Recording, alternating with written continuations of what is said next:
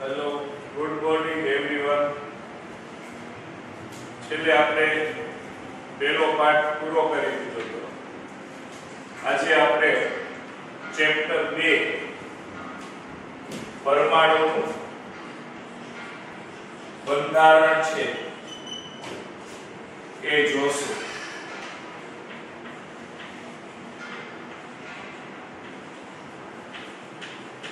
અંગ્રેજીમાં એટલે structure of atom કહેવામાં આવે છે. પરમાણુનું બંધારણ, સ્ટ્રક્ચર ઓફ એટમ. એની અંદર શરૂઆતમાં આપણે કીધું છે કે જુદા જુદા તત્વોની વર્તુળકની વિવિધતા એ તત્વોના પરમાણુના આંતરિક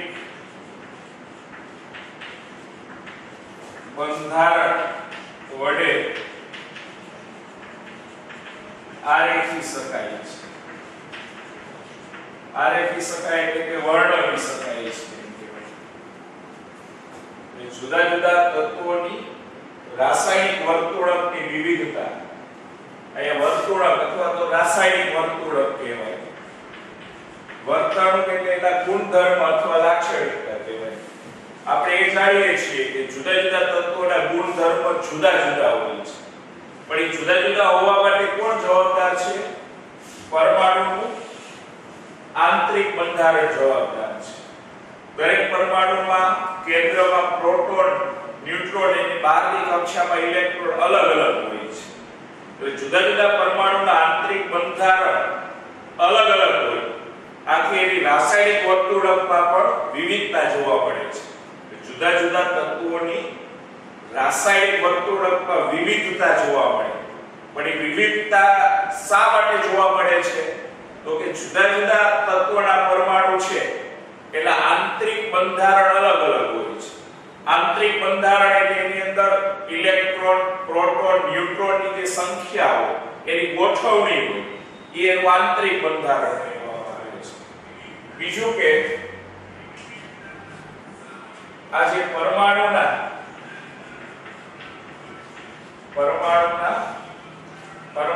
અસ્તિત્વ એ ગ્રીક તત્વજ્ઞાની, ભારતીય અને ગ્રીક તત્વજ્ઞાનીઓએ પ્રતિપાદિત કર્યું. પ્રતિપાદિત કરવું એટલે સાબિત કરવું.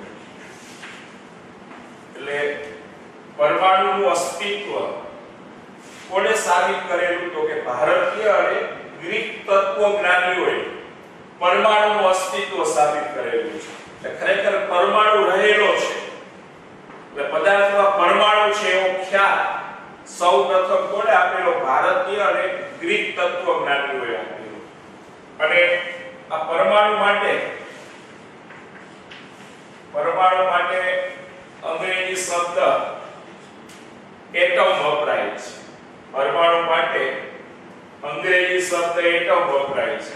અને એટમ શબ્દ છે ને એ એટોમિયો પરથી આવેલો છે, જે ગ્રીક શબ્દ છે. પરમાણુ માટે અંગ્રેજી શબ્દ એટમ વપરાય છે. એટમ શબ્દ એટોમિયો પરથી આવેલો છે. અને એટોમિયોનો અર્થ ગ્રીક ભાષામાં અર્થ વધુ કાપી શકાય નહીં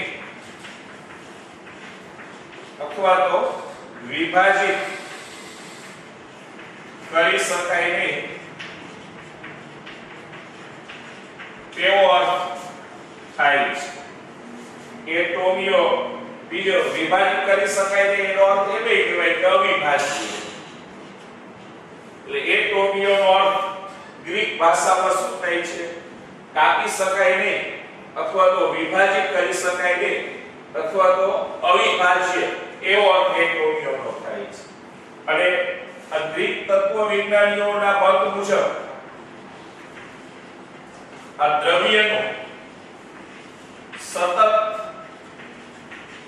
વિભાજન કરતા અંતે પરમાણુ મળે છે.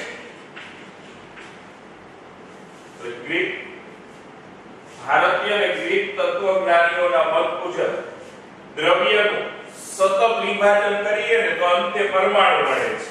અને આવો પરમાણુ કે જેનું વિભાજન કરી શકાતું નથી.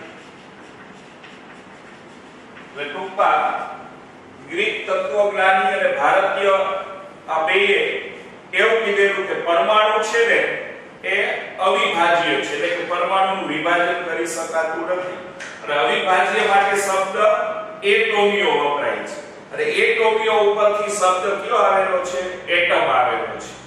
એટલે આ ગ્રીક તત્વજ્ઞાની અને ભારતીયોના મત મુજબ દ્રવ્યનું સતત વિભાજન કરીએ એટલે આ ચોકચી દ્રવ્ય કહેવાય. કારણ કે જગ્યાએ રોકીને દળી ધરાવે. તમે એક ચોકમાંથી વળી બે ટુકડા કરો, વળી નાનો ટુકડો આવે એના બે ટુકડા કરો, વળી નાનો આવે એના એક સતત વિભાજન કરતા જાઓ તો અંતે શું મળે છે? તો કે પરમાણુ મળે. અને પરમાણુ એવો હોય છે કે જે વિભાજન કરી શકાતું નથી. પણ કેના મત મુજબ? ભારતીય અને ગ્રીક તત્વજ્ઞાનીઓના મત મુજબ એ અંતે આપણે પરમાણુ મળે જેનું વિભાજન કરી શકાતું નથી. વિભાજન કરી શકાય નહીં એટલે એને અવિભાજ્ય કહેવાય. અવિભાજ્ય માટે ગ્રીક શબ્દ એટોમિયો વપરાય છે. અને એટોમિયો ઉપરથી આ એટમ શબ્દ આવેલો છે. એટમ એટલે પરમાણુ તરીકે ઓળખવામાં આવે છે. અને આ જે વિચાર છે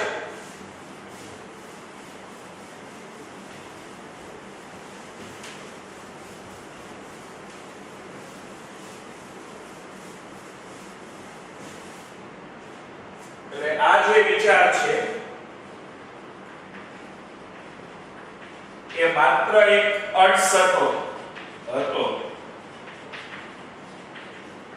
આ વિચાર એટલે કયો વિચાર? પરમાણુ અવિભાજ્ય છે એવો વિચાર. પરમાણુ અવિભાજ્ય છે એવો વિચાર એક માત્ર અડસઠો હતો. અડસઠો એટલે અનુમાન હતું. એટલે અંદાજિત એવું કીધું કે એ વખતે ભારતીય અને ગ્રીક તત્વવિજ્ઞાનીઓએ કે પરમાણુ છે એનું વિભાજન કરી શકાતું નથી. એટલે આવો વિચાર એક માત્ર અંદાજિત રીતે, અનુમાન રીતે, અડસઠે રીતે એવું કીધું હતું કે પરમાણુ અવિભાજ્ય છે. પણ પરમાણુ અવિભાજ્ય છે એના કોઈ પ્રાયોગિક પુરાવા નથી. પરમાણુ અવિભાજ્ય છે એના કોઈ પ્રાયોગિક પુરાવા નથી. એટલે કોઈ પ્રાયોગિક રીતે એવું નહોતું કીધું કે પરમાણુ અવિભાજ્ય છે. માત્ર એક ધારણા કરીને, એક અડસઠો કરીને, એક અંદાજિત રીતે કે અનુમાન રીતે એને એવું કીધું હતું કે પરમાણુ અવિભાજ્ય છે. અને આ જે વિચારધારા, આ વિચાર એ લાંબો સમય સુધી પ્રસુપ્ત રહ્યો.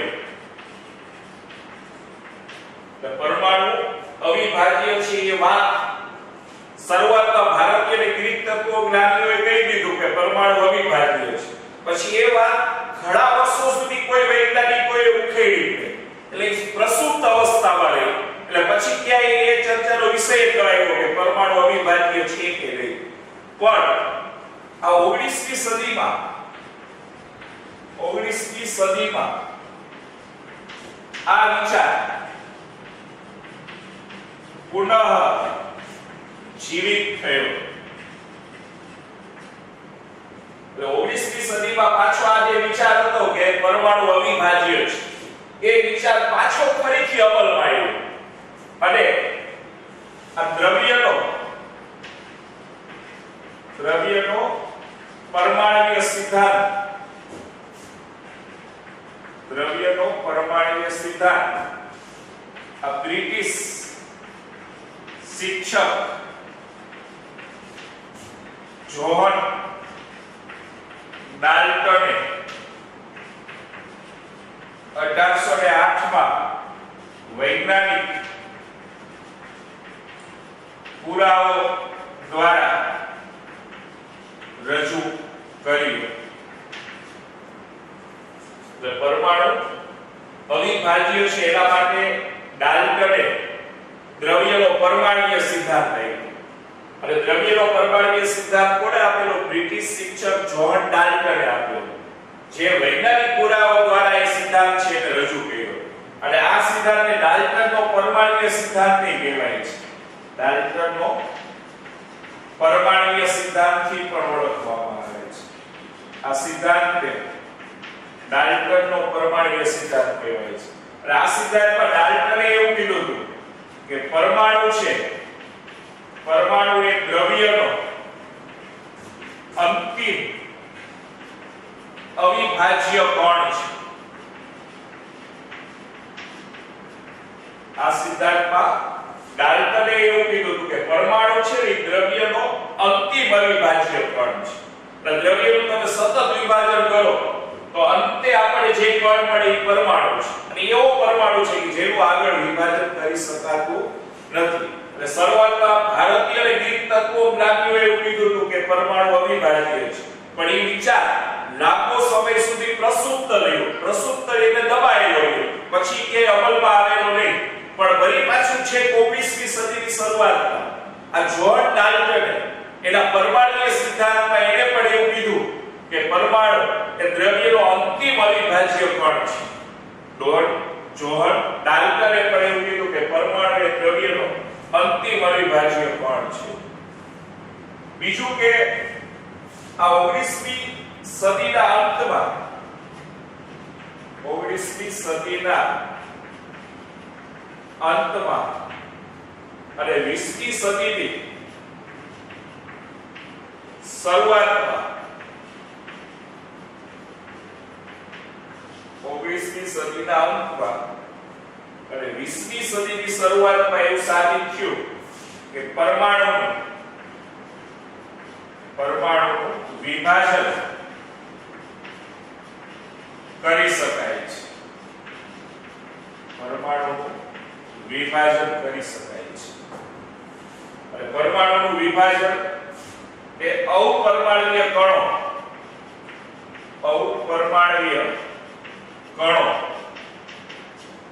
જેવા કે પ્રોટોન,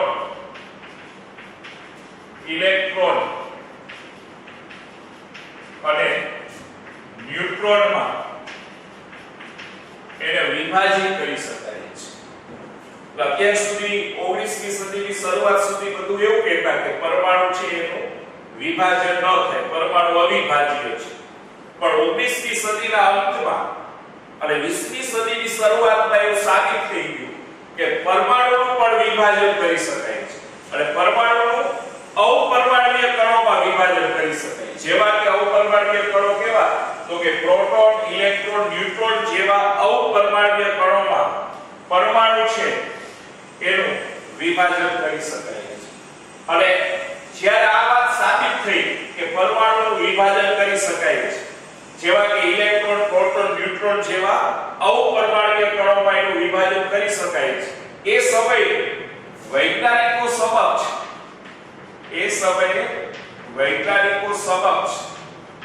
કેટલાક પડકારો હતા. એટલે કેટલીક બાબતો સમજાવી વૈજ્ઞાનિકો માટે એક પડકારરૂપ હતી.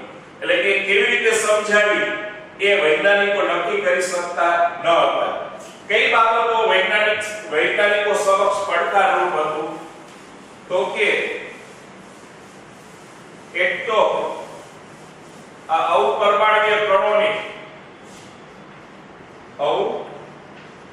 અપરમાણ્વીય કણો, આ ઇલેક્ટ્રોન, પ્રોટોન, ન્યુટ્રોન વગેરે અપરમાણ્વીય કણો કહેવાય છે. સબ એટોમિક પાર્ટિકલ કહેવામાં આવે છે.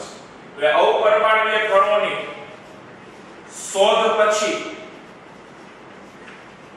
પરમાણુની સ્થાયીતા સમજાવી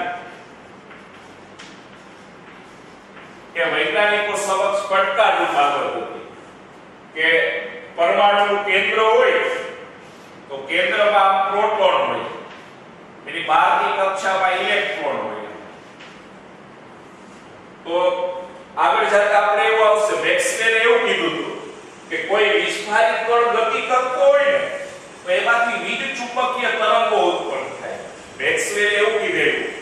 કોઈ વીજભારિત કણ ગતિ કરતો હોય તો એમાંથી વીજ ચુંબકીય તરંગો ઉત્પન્ન થાય. વીજ ચુંબકીય તરંગો એટલે એક પ્રકારની ઊર્જા ઉત્પન્ન થાય. અને જેમ ઊર્જા ઉત્પન્ન થાય ને ઇલેક્ટ્રોનની ઊર્જા ઘટે. ઇલેક્ટ્રોનની ઊર્જા ઘટે ને તો કેન્દ્રનું ઇલેક્ટ્રોન પ્રત્યે આકર્ષણ વધે. આકર્ષણ વધે તો આ કક્ષા છે ને ધીમે ધીમે આ સંકોચાય છે. અને એક સમય એવો આવે કે ઇલેક્ટ્રોન કેન્દ્ર ભેગો થઈ જાય તો પરમાણુ અસ્થાયી બની ગયો કહેવાય. છતાં ઇલેક્ટ્રોન સતત કેન્દ્રમાં નથી જતો. એ બાબત એ વખતે સમજાવવી મુશ્કેલ હતી. કે મેક્સવેલના સિદ્ધાંત અનુસાર ઇલેક્ટ્રોન છે કેન્દ્રમાં જતો રહેવો જોઈએ. છતાં ઇલેક્ટ્રોન કેન્દ્રમાં શું કામ નથી જતો એ બાબત સમજાવવી મુશ્કેલ હતી. એટલે કે પરમાણુની સ્થાયીતા સમજાવવી મુશ્કેલ હતી. એટલે અપરમાણુકીય કણોની શોધ થયા પછી પરમાણુની સ્થાયીતા સમજાવી એ વૈજ્ઞાનિકો માટે એક પડકાર હતો. બીજી કઈ બાબત તો કે એક તત્વની બીજા તત્વો સાથે વર્તણૂકની સરખામણી ભૌતિક અને રાસાયણિક ગુણધર્મના અથવા તો ગુણધર્મનો કેવો હોય તો લાક્ષણિકતા કહેવાય ના સંદર્ભમાં કરવી.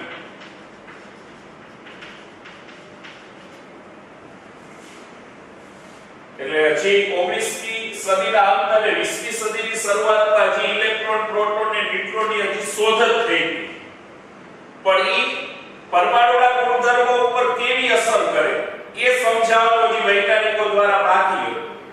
એટલે જુદા જુદા આપણે જાણીએ છીએ કે એક તત્વ કરતા બીજા તત્વોની વર્તણૂક અલગ હોય છે. એટલે કે જુદા જુદા તત્વોના ગુણધર્મો અલગ અલગ હોય છે.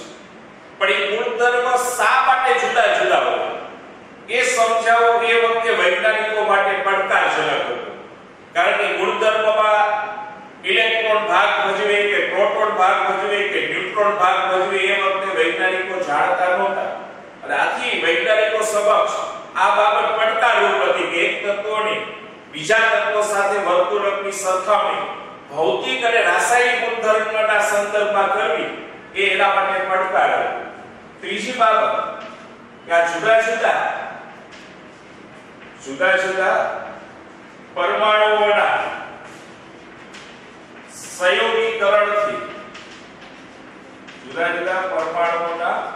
સંયોગીકરણથી જુદા જુદા અણુઓનું સર્જન સમજાવવું એ બાબતે વૈજ્ઞાનિકો માટે પડકારજનક હતું કે જુદા જુદા પરમાણુઓ કઈ રીતે સંયોજાય અને એમાંથી અણુઓ કઈ રીતે બને છે એ સમજાવવું પણ એ વખતે વૈજ્ઞાનિકો માટે એક પડકાર હતો. કારણ કે એ વખતે વૈજ્ઞાનિકોને ખબર જ નહોતી કે ઇલેક્ટ્રોનની ભાગીદારી થાય કે ઇલેક્ટ્રોનની આપ-લે થાય અને એના દ્વારા રાસાયણિક બળ બને, એના દ્વારા અણુનું સર્જન થાય એવી કોઈ માહિતી એ વખતે વૈજ્ઞાનિકો પાસે નહોતી. અને ચોથી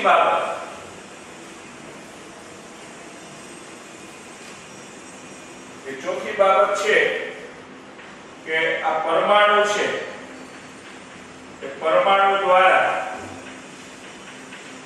શોષાતા કે ઉત્સર્જિત થતા વિકિરણોની લાક્ષણિકતાનો સ્વભાવ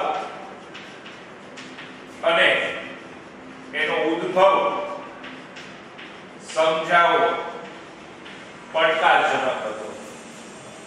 એટલે એ વખતે વૈજ્ઞાનિકો આ બાબતે હજી નહોતા સમજાવી શકતા કે પરમાણુ શા માટે વિકિરણનું શોષણ કરે અથવા તો પરમાણુમાંથી શા માટે વિકિરણનું ઉત્સર્જન થાય છે અને જો વિકિરણ શોષાય કે ઉત્સર્જિત થાય તો એ વિકિરણનો સ્વભાવ કેવો હોય છે. વિકિરણો અલગ અલગ પ્રકારના હોય. આપણે આગળ આવશે કે વિદ્યુત ચુંબકીય વિકિરણો જેવા કે ગેમા કિરણો હોય, એક્સ-રે હોય, પારજાગૃત કિરણો હોય, પારક કિરણો હોય, દ્રશ્યમાન કિરણો હોય, ઇન્ફ્રારેડ આઈઆર એટલે કે પારક કિરણો હોય,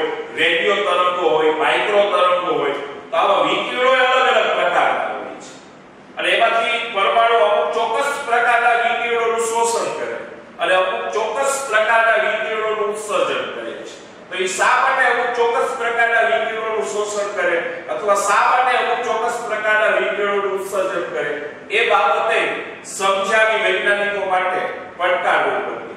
તો શરૂઆતમાં આટલું પ્રસ્તાવના આવી ફરીથી એકવાર જોઈ લઈએ આપણે. તો શરૂઆતમાં શું કીધું હતું આપણે કે જુદા જુદા તત્વોની રાસાયણિક વર્તણૂક જુદા જુદા તત્વોની રાસાયણિક વર્તણૂકને તત્વોના પરમાણુના આંતરિક બંધારણ સાથે વર્ણવી શકાય છે.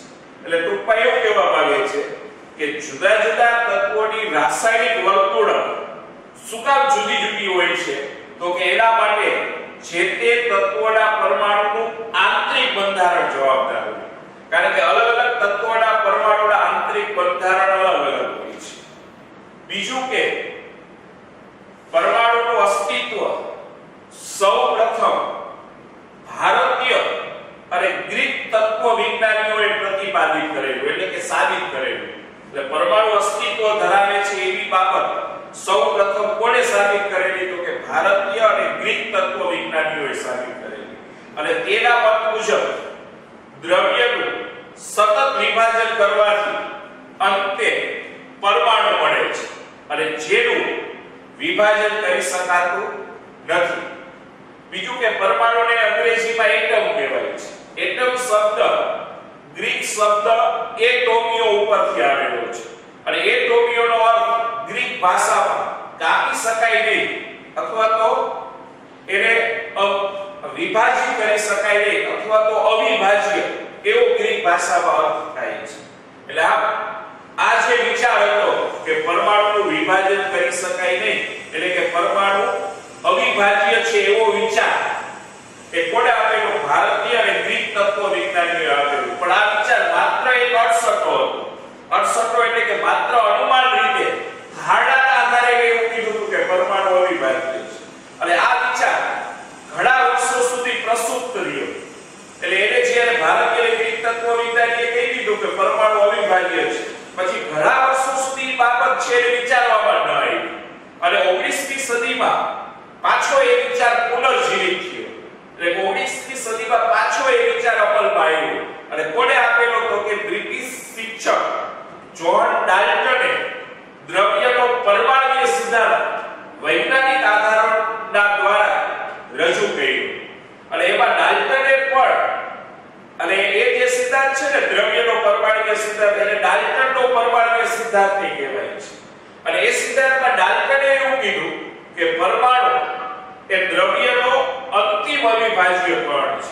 પરમાણુ એ દ્રવ્યનો અંતિમ અવિભાજ્ય એટલે ડાલ્ટને એવું કીધું કે પરમાણુ એ અવિભાજ્ય છે. એટલે કે સૌથી નાનામાં નાનો દ્રવ્યનો કણ હોય તો એ પરમાણુ છે એટલે પરમાણુ અવિભાજ્ય છે. પણ 19મી સદીના અંતમાં અને 20મી સદીની શરૂઆતમાં એવું સાબિત થયું કે પરમાણુનું પણ વિભાજન કરી શકાય છે. 19મી સદી અત્યાર સુધી એવું જ માનતા હતા કે પરમાણુ અવિભાજ્ય હોય. પણ 19મી સદીના અંતમાં અને 20મી સદીની શરૂઆતમાં એવું સાબિત થઈ ગયું કે પરમાણુનું વિભાજન કરી શકાય છે. અને પરમાણુનું વિભાજન અપરમાણુય કણો જેવા કે ઇલેક્ટ્રોન, પ્રોટોન અને ન્યુટ્રોન માં કરી શકાય છે. અને આ સાબિત થઈ ગયું કે પરમાણુનું પણ વિભાજન થાય છે. પછી કેટલીક બાબતો વૈજ્ઞાનિકો દ્વારા સમજાવી મુશ્કેલ હતી અથવા એ બાબત સમજાવી પડકારજનક હતી. અને એવી કઈ બાબત છે કે જે વૈજ્ઞાનિકો માટે સમજાવી મુશ્કેલ હતી તો કે એક તો અપરમાણુય કણો શોધાયા પછી પરમાણુની સ્થાયીતા સમજાવી મુશ્કેલ હતી. બીજી એક તત્વની બીજા તત્વો સાથે વર્તણૂકની સરખામણી ભૌતિક અને રાસાયણિક ગુણધર્મના સંદર્ભમાં કરવી એ પણ પડકારજનક હતી. ત્રીજી જુદા જુદા પરમાણુઓના સંયોગીકરણ દ્વારા જુદા જુદા અણુઓનું સર્જન સમજાવવું એ પણ એ વખતે મુશ્કેલ હતું. અને ચોથી બાબત કે પરમાણુઓ દ્વારા શોષાતા કે ઉત્સર્જિત થતા વિકિરણ છે એની લાક્ષણિકતાનો સ્વભાવ અને એનો ઉદ્ભવ સમજાવવો પણ વૈજ્ઞાનિકો માટે પડકારજનક છે. અને એના પછીનો હવે મુદ્દો છે અપરમાણુય કણો.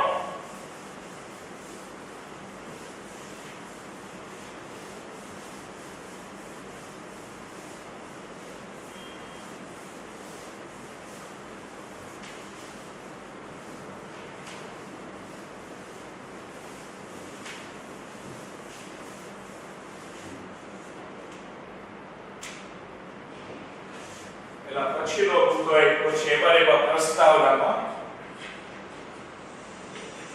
અપરમાણ્વીય કણો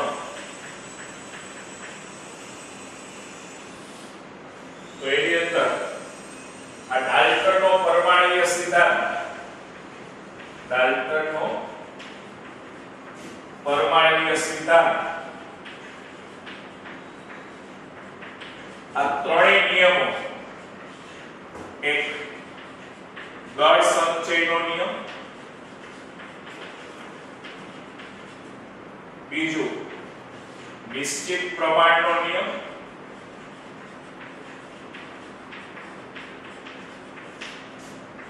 અને ત્રીજું ગુણક પ્રમાણનો નિયમ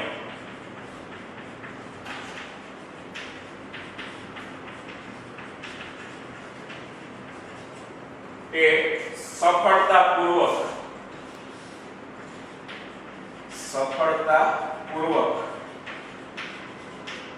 સમજાવે છે ડાલ્ટનનો પરમાણ્વીય સિદ્ધાંત આ ત્રણેય નિયમો સફળતાપૂર્વક સમજાવી શકે છે દળ સંચયનો નિયમ નિશ્ચિત પ્રમાણનો નિયમ અને ગુણક પ્રમાણનો નિયમ એ સફળતાપૂર્વક સમજાવી શકે છે છતાં ડાલ્ટનનો પરમાણ્વીય સિદ્ધાંત એ કેટલાક પ્રાયોગિક પરિણામો સમજાવવામાં નિષ્ફળ રહ્યો છે અથવા નીવડ્યો છે ડાલ્ટનનો પરમાણ્વીય સિદ્ધાંત એ કેટલાક પ્રાયોગિક પરિણામો સમજાવવામાં નિષ્ફળ રહ્યો છે કયા પ્રાયોગિક પરિણામો સમજાવવામાં નિષ્ફળ રહ્યો છે તો કે કાચને અથવા તો એમોનાઇટને એમોનાઇટ એક પ્રકારનું ખનિજ છે એટલે કાચ અથવા એમોનાઇટના સળિયા કાચ અથવા એમોનાઇટના સળિયાને જ્યારે રેશમ સાથે અથવા રૂવાટીવાળા ચામડા સાથે ઘસવામાં આવે છે ત્યારે તેમાંથી વિદ્યુત ઉત્પન્ન થાય છે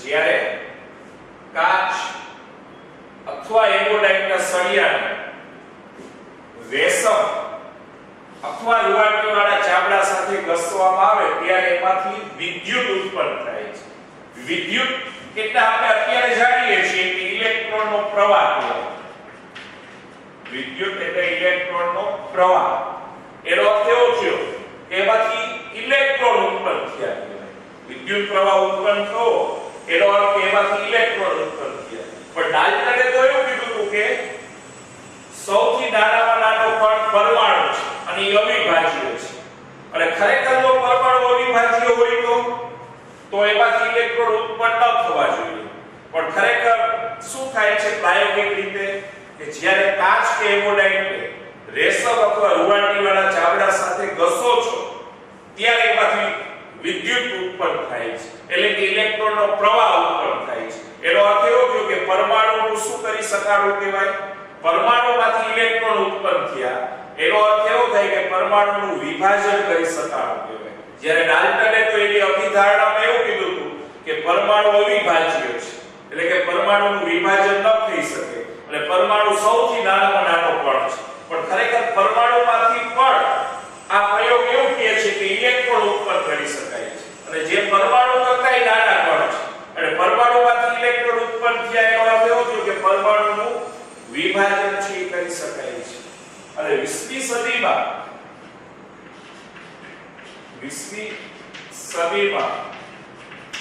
ઘણા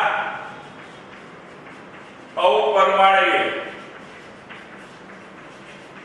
કણો શોધાયા 20મી સદીમાં ઘણા કણો શોધવાના. મુખ્ય આ ત્રણ કણો તો આપણે જાણતા હોય કે ઇલેક્ટ્રોન, પ્રોટોન, ન્યુટ્રોન. આ ત્રણેયને મૂળભૂત અથવા તો મુખ્ય અપરમાણ્વીય કણો કહેવાય છે. આ ત્રણેયને મૂળભૂત અપરમાણ્વીય કણો કહેવાય. આ સિવાય હજી એની અંદર બીજા કણો હોય પરમાણુમાં થી આ સિવાયના કણો મુક્ત કરી શકાતા હોય, જેવા કે એન્ટીપ્રોટોન,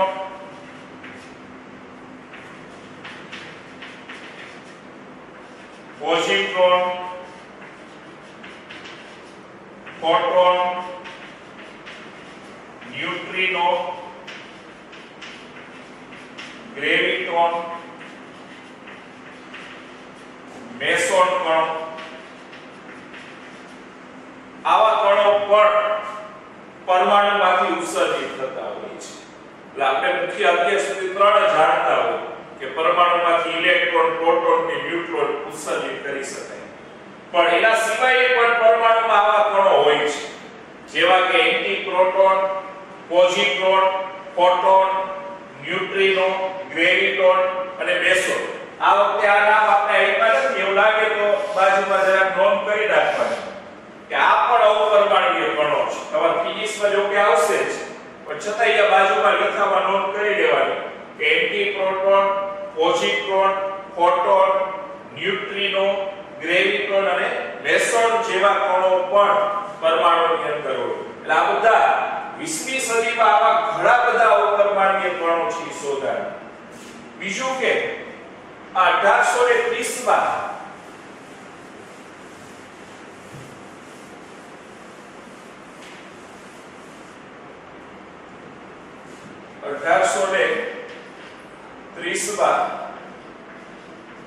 માઇકલ ફેરાડે જ્યારે વિદ્યુત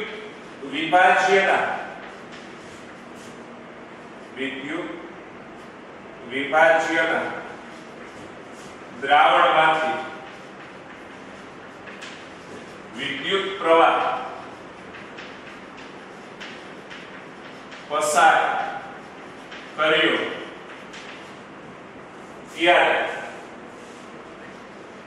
ત્યારે વિદ્યુત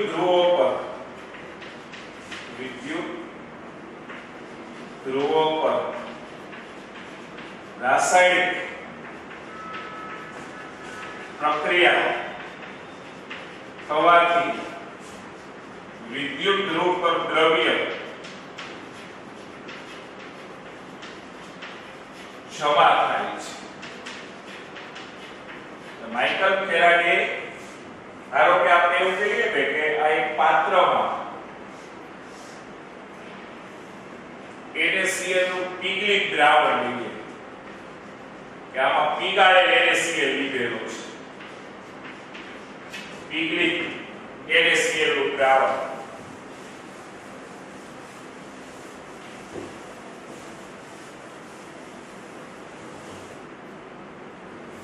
હવે NaCl ને પીગાળો ને એટલે એનું આ આયનીકરણ થઈ જાય, એમાં Na+ આયન અને Cl- હોય.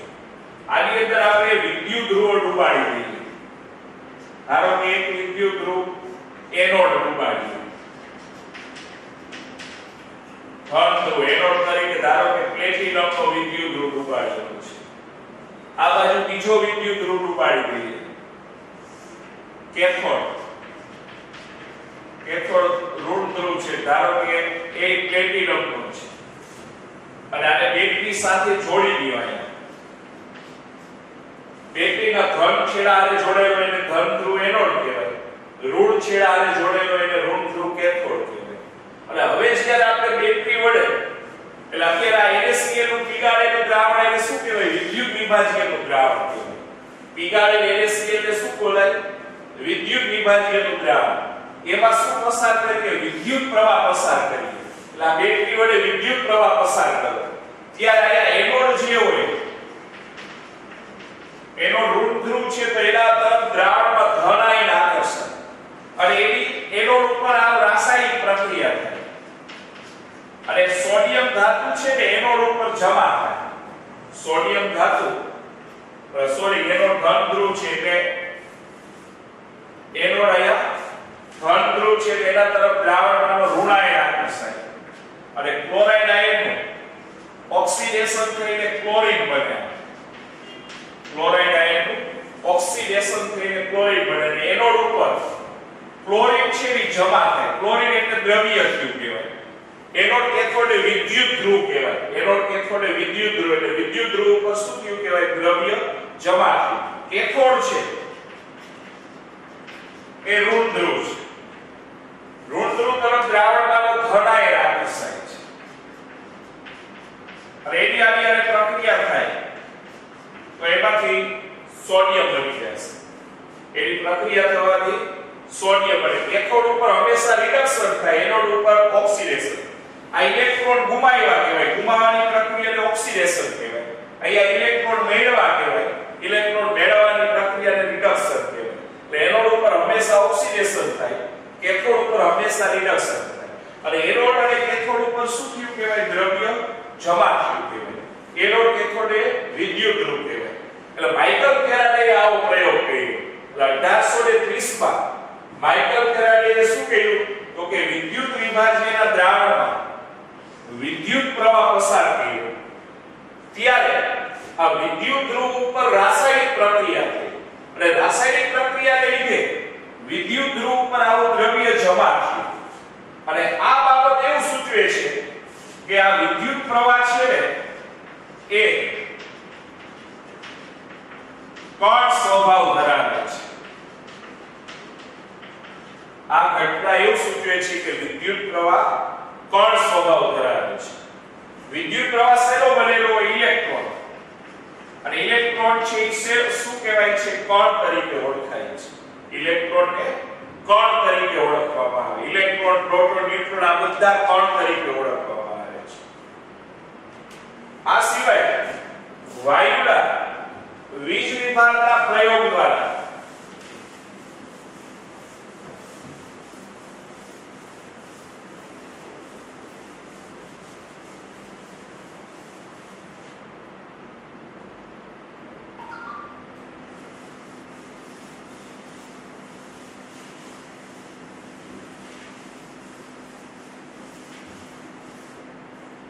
આ સિવાય વાયુના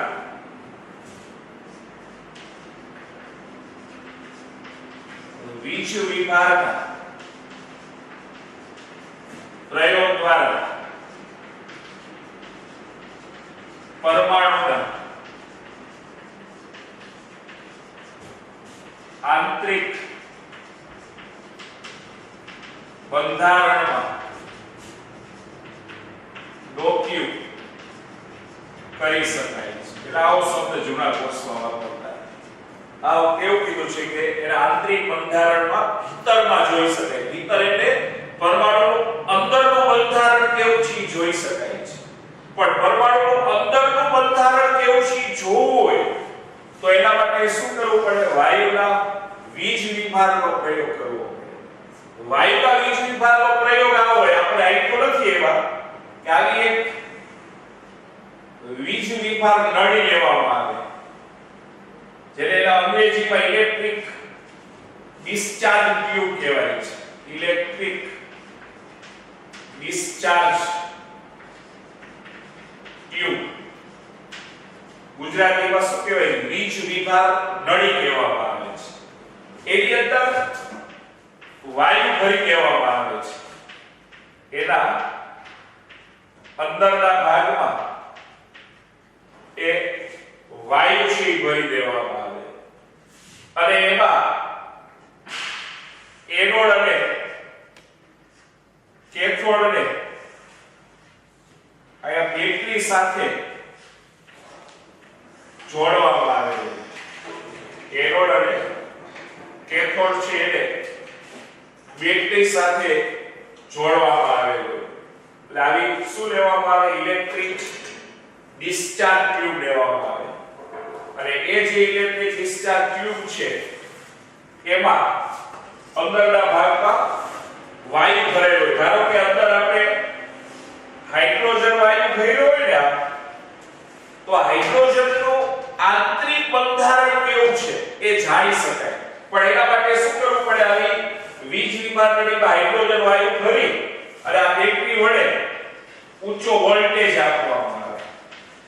અને જ્યારે બેટરી વડે ઊંચો વોલ્ટેજ આપીએ ત્યારે આમાંથી આછા જાંબલી રંગના પ્રકાશનું ઉત્સર્જન થાય. આમાંથી આછો જાંબલી રંગ ના પ્રકાશનું ઉત્સર્જન થાય. અને એનું આવું સાધન હોય સ્પેક્ટ્રોગ્રાફ. એ સ્પેક્ટ્રોગ્રાફ સાધન વડે એનું પૃથ્થકરણ થાય. એ સ્પેક્ટ્રોગ્રાફ સાધનમાં વચ્ચે અહીંયા લેન્સ રાખેલો હોય, અહીંયા પ્રિઝમ હોય, સામેના ભાગમાં ફોટોગ્રાફિક પ્લેટ રાખેલી હોય. ફોટોગ્રાફિક પ્લેટ અને આમાંથી જે પ્રકાશ પડે ને, એટલે આમાંથી જે આછા જાંબલી રંગનો પ્રકાશ ઉત્પન્ન થાય એનું આ સ્પેક્ટ્રોગ્રાફ સાધન વડે પૃથ્થકરણ કરવામાં આવે. અને એ પ્રકાશ આ લેન્સનું કાર્ય શું હોય કે લેન્સ છે દૂરથી આવતા સમાંતર કિરણોને એક જગ્યાએ કેન્દ્રિત કરે. અને જ્યારે પ્રિઝમ ઉપર પડે ને ત્યારે પ્રિઝમ પરથી એનું આ વિભાજન થાય. અને પ્રકાશ વિભાજિત થઈ અને ફોટોગ્રાફિક પ્લેટ ઉપર પડે. અને એ ફોટોગ્રાફિક પ્લેટ છે એને પછી ધોવામાં આવે. અને એને લીધે આપણે આવો જુદી જુદી રેખાઓ વાળો આવો વર્ણપટ મળે છે. જુદી જુદી રેખાઓ ધરાવતો આવો વર્ણપટ મળે, જેને રેખીય વર્ણપટ કહેવાય છે. અને આ વર્ણપટ ઉપરથી પરમાણુનું આંતરિક બંધારણ કેવું હોય નક્કી થાય છે. આ જે વર્ણપટ મળે ને, જુદા જુદા તત્વોના પરમાણુના વર્ણપટ અલગ અલગ હોય. જુદા જુદા તત્વોના પરમાણુના વર્ણપટ અલગ અલગ હોય. અને વર્ણપટમાં મળતી રેખાઓના આધારે પરમાણુ કેવું બંધારણ છે નક્કી થતું હોય છે. એટલે આવો આ જે પ્રયોગ છે એને વાયુના વીજ વિભાગનો પ્રયોગ કહેવાય છે. એટલે આ વાયુના વીજ વિભાગના પ્રયોગના આધારે પરમાણુનું આંતરિક બંધારણ કેવું છે એ આપણે જોઈ શકીએ છીએ. એટલે કે એને ભીતરમાં નજર કરી શકાય છે. ભીતરમાં એટલે એની અંદર જોઈ શકાય કે અંદરનું બંધારણ કેવું છે. પણ એ અંદરનું બંધારણ જોવું હોય તો આવો વીજ વિભાગનો પ્રયોગ કરવો પડે. અને વીજ વિભાગના પ્રયોગ દ્વારા આપણે શું પડે છે તે વાયુ લીધો હશે એનો વર્ણપટ મળે. અને એ વર્ણપટ ઉપરથી આપણે નક્કી થાય કે એનું આંતરિક બંધારણ કેવું છે. અને અહીંયા સમાન વીજભાર વચ્ચે આપણે જાણીએ છીએ કે સમાન વીજભાર હોય તો સમાન વીજભાર વચ્ચે અપાકર્ષણ થતું હોય